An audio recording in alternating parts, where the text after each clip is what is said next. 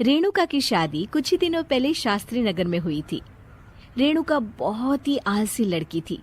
वो दिन भर बेड पर सोती रहती या फिर मैगजीन पढ़ती रहती और घर के काम भी धीरे धीरे ही करती। एक दिन उसकी सास उसके पास आती है। बहू, आज बेसन का चिला बना दे, बड़ा मन कर रहा है।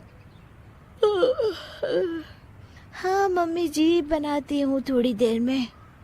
थोड़ी देर में? अरे थोड़ी देर में तो रात के खाने का वक्त हो जाएगा बहू। अच्छा मम्मी जी, तो फिर आप रात का खाना ही खा लीजिएगा ना। हे भगवान, कैसी आलसी बहू मिली है मुझे, हर काम को बस टालती ही रहती है। रेणुका दिन भर बस आलस पना ही करती रहती। एक बार रात के खाने पर सब बैठे हैं तो रेणुका का पति कहता है, अरे ये क्या, आज फिर से करेला? रेणुका, हफ्ते में तीसरी बार ऐसा हुआ है कि करेला बन रहा है। कुछ भी बना लिया करो। अरे इतनी सारी सब्जी मिलती है मार्केट में। हाँ, पर अब कौन मार्केट जाए और सब्जी लेकर आए, इसीलिए जो था घर पर वही बना दिया। बहू, फ्रिज खोल कर देखती तो पता चलता कि सारी सब्जियां रखी होती है, पर तुम्हारा आलसपन खत्म हो तो तुम्हारी नजर जाए ना। विशाल कमरे में आकर रेणुका से पूछता है, रेणुका, मैंने कहा था तुमसे कि मेरे लिए रुमाल ले आना। मेरे सारे रुमाल खराब हो गए हैं। तुम ले आई क्या? आज नहीं गई, कल ले आऊंगी। ओफो, पिछले 4 दिनों से मैं यही सुन रहा हूँ। बिना रुमाल के ऑफिस जाना पड़ रहा है। तुम तो बहुत ही आलसी होती जा रही हो रेणुका। आपको रुमाल की जरूरत है ना, तो खुद ही खरीद लीजिए ना। हाँ, अब वही करूंगा। तुम्हारे भरोसे बैठा रहा तो कुछ नहीं होगा। एक दिन दरवाजे पर बेल बज रही होती है और रेणुका सोफे पर बैठी होती है, पर आलस में दरवाजा खोलती ही नहीं। अरे बहू, कितनी देर से बेल बज रही है? क्या कानों में रुई डालकर बैठी हो जो सुनाई नहीं दे रही बेल? मम्मी जी, अब आप आ ही गई है तो आप ही खोल दीजिए ना दरवाजा। क्यों मुझे ताना मारकर और देर कर रही हैं? अरे वाह, उल्टा चोर कोतवाल को डांटे। सास दरवाजा खोलती है तो उसकी पड़ोसन दरवाजे पर खड़ी होती है। दरवाजा खोलने में इतनी देर क्यों हो गई? सब सो गए थे क्या? और ये भी कोई वक्त है क्या सोने का? हाँ?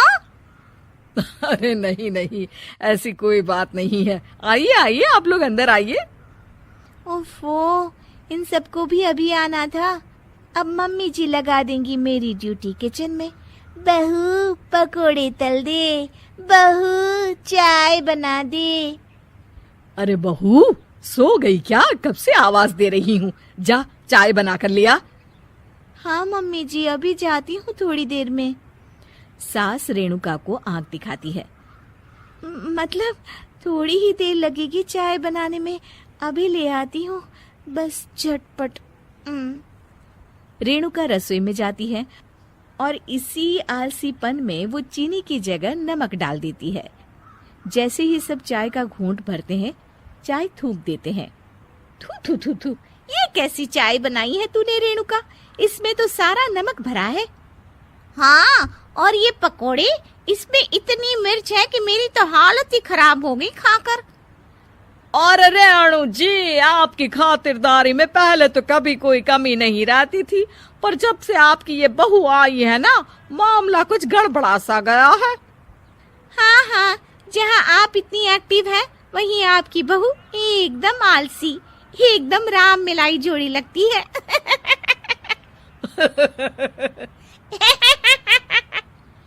अच्छा जी, चलते हैं अब। नमक वाली चाय पिलाने के लिए बहुत बहुत शुक्रिया। सब वहां से चले जाते हैं। अरे तूने तो मेरी नाक ही कटा दी बहू। वे लोग क्या सोच रहे होंगे मेरे बारे में? मम्मी जी, मैंने तो शक्कर ही डाली थी, पता नहीं नमक कैसे बन गई शक्कर। शक्कर नमक नहीं बना बहू रानी, तुम्हारा ये जो आलसपना है ना, ये उसी का नतीजा है। सॉरी मम्मी जी, अब मैं ये आलसपन छोड़कर सारे काम अच्छे से